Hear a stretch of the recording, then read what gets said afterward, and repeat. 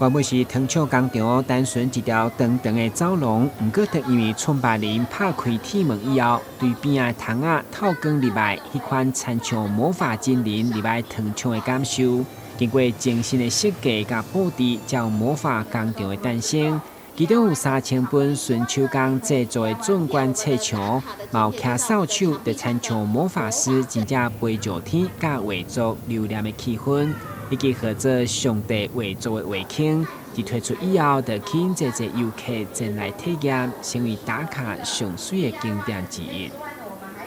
很身临其境的感觉，又是搭配这个工厂的整个风格，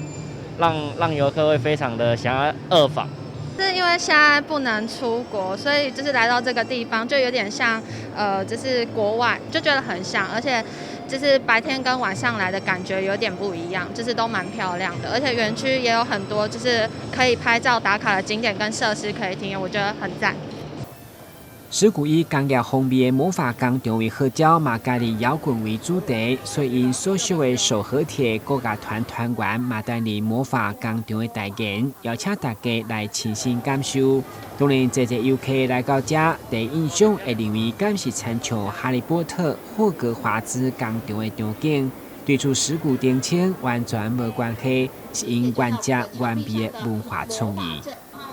那呢，石鼓魔法工厂结合了石鼓的一个代言团队，就是我们的手和铁鼓，以摇滚 metal 音乐的方式呢，来打开了魔法工厂的这个潘朵拉的盒子。那呢，在我们整个魔法工厂呢，有5大主题，分别是一开始上到我们魔法工厂的巫师修炼所，那呢，以及我们以手工制作的3000多本的一个魔法书书样。那呢，大家也可以仔细观察，在这个魔法书书样里面呢，其实结合了属于亚洲华人的一个魔法法术，分别是我们的太极，以及呢茅山道术，还有我们的这个武术呢，也都融合的书籍也都融合在我们的3000多本的一个魔法书样里面。接下来呢，在我们的这个长廊上面呢，我们看到我们的飞天的魔法书，也是非常漂亮的一个打卡景点，以及在我们的尾段有一个魔法阵的一个空间，以及最后尾巴的上帝的画作。那呢，这个上帝的画作呢，是以画框为概念，将我们的园区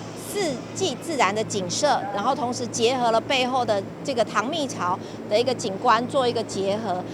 8年这糖厂对国家表演艺术进驻开始，不断创新经营，现在嘛成为少年人寻求刺激、体验极限运动真好的所在。加上2021年魔法工厂开幕，就参像以魔法来持续来活化糖厂每一个空间，使人期待。今日新闻，军之何乔邦采访报道。